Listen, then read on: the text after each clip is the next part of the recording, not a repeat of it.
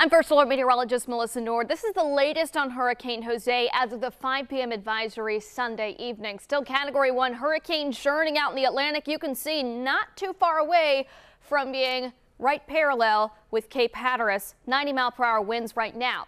This afternoon, now we have officially got some tropical storm watches and warnings that have been issued along the coast. These are mainly for coastal waterways, not the land masses themselves. So right along the beaches, all the way from the Outer Banks of North Carolina through Boston and New England, there will be coastal impacts. We're talking about a high risk of rip currents, tropical storm force gusts possible, larger swells and things of that sort. So that will include also our Delmarva beaches. Here's the latest track of that 5 p.m. advisory today. Jose is on a northward trend, and that's pretty much where it's going to go over the next 48 hours. Then from there, it will curve towards the east as it gets closer to New England. Now, in terms of when we're going to see impacts for our Delmarva beaches, that will mainly be the second half of Monday all the way through Tuesday. Then by Wednesday, it's mainly pulling out of there and we'll start to see the worst of things pass. Now, is this a direct hit? No, but I want to show you Futurecast to show you when we could see some of the rain bands happening and the strongest wind gusts.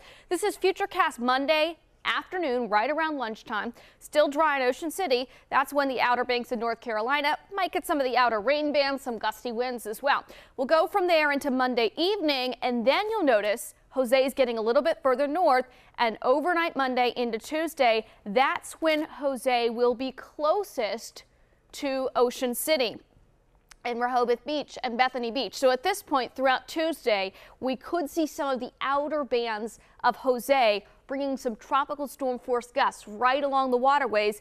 And this particular model we're looking at is a little bit further west in terms of where it's putting the center of Jose than where the Hurricane Center track actually is. So we may not actually see these rain bands going all the way from Delmarva across the Chesapeake into southern Maryland, but we'll keep an eye on that as we get closer to it.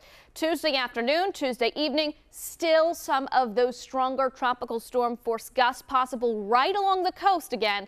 And then as Jose works its way up the coast from there, as we're going to Tuesday night, the effects should lessen there. So just recapping everything, it's going to be tracking close to the coast Monday through Wednesday. Impact for Delmarva beaches really kick up besides the rip currents that they've already been dealing with this weekend. The rip current risk, they'll pick up the second half of Monday throughout Tuesday and then fade away on Wednesday. Current track now is only about 200 miles away from the coast. Yesterday at this time we were looking at things, it was about 250 miles.